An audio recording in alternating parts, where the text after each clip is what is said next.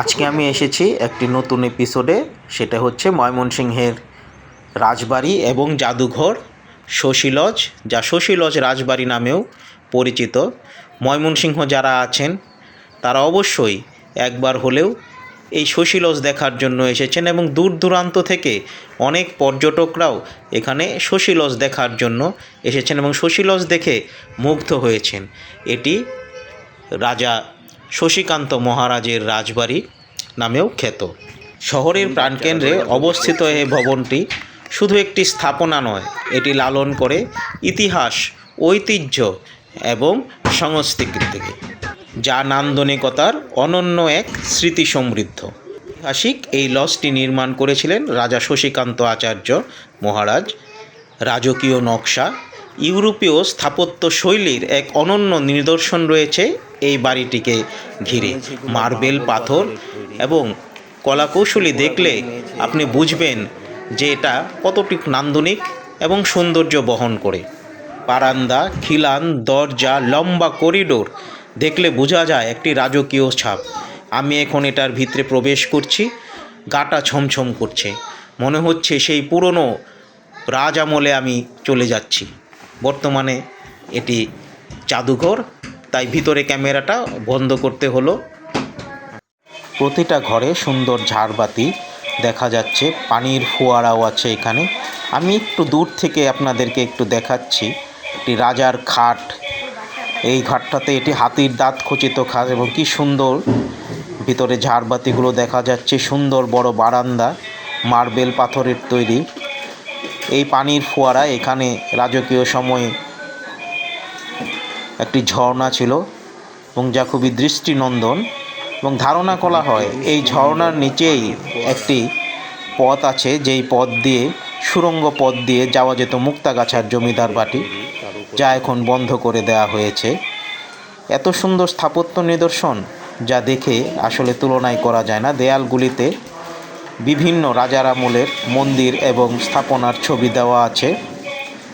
বিভিন্ন জমিদারদের স্থাপনা সম্পর্কেও এখানে বর্ণনা দেয়া আছে।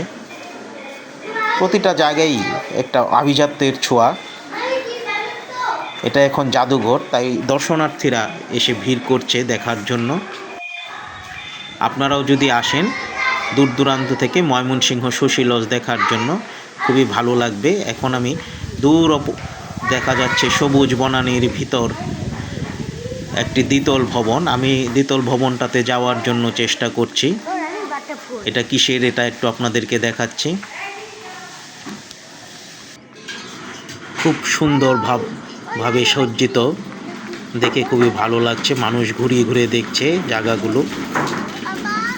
সেই প্রাচীন স্থাপনা দেখলেই আসলে মনোমুগ্ধকর লাগে যে রাজা বাদশারা কত পরিপাটি ছিল, কত সুন্দর ছিল, তাদের গোছানো ছিল, তাদের প্ল্যানিং ছিল।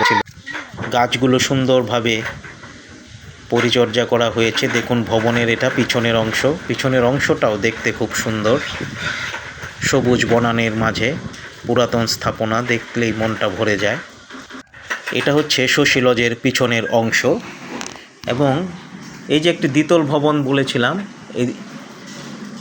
এটা আসলে দ্বিতল না, তিনতলা। উপরে একটি রেলিং আছে, দুপাশ দিয়ে সিঁড়ি।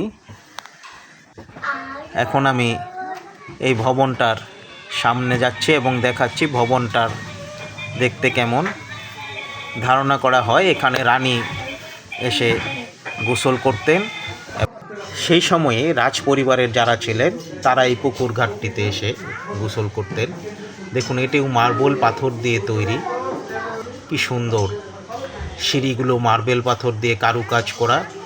পুকুরের ভিতর সুন্দর ডিজাইন করা মার্বেল পাথর এবং শ্বেত পাথরের এক অপরূপ শোভা।